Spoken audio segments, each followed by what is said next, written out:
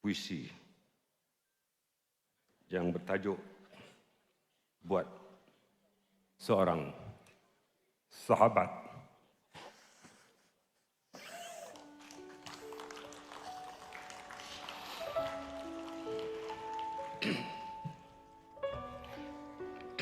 Sahabatku,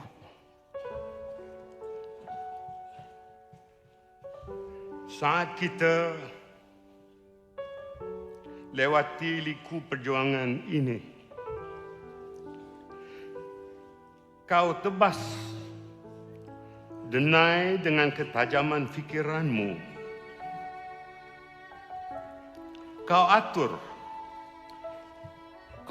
gerak dengan tangkas langkahmu. Kau angkat darjat bangsa dengan kudratmu. Sahabatku, saat kita mula mengatur langkah, kau ada di hadapanku menunjuk arah.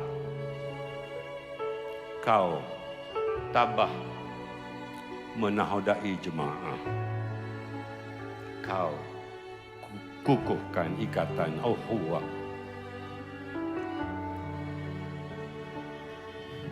Sahabatku,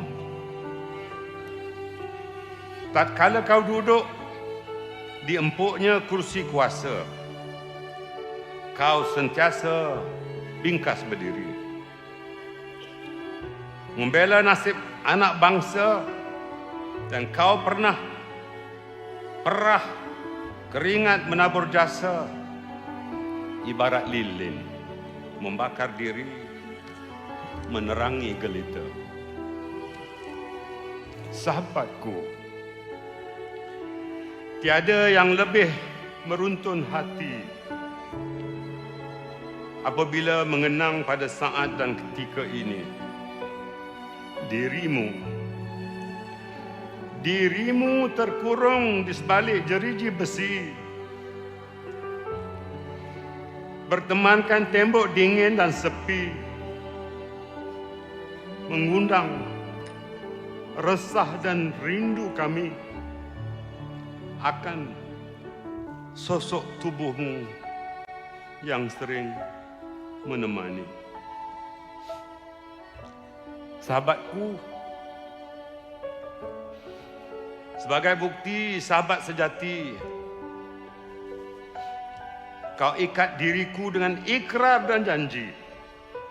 Ku susun langkah dengan bestari bagi memastikan engkau kembali bersama ke pangkuan kami.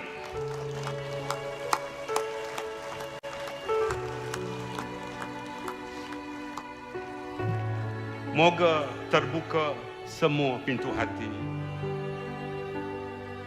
Moga usaha kami diredai Ilahi. Mari kita bangun dan ikut saya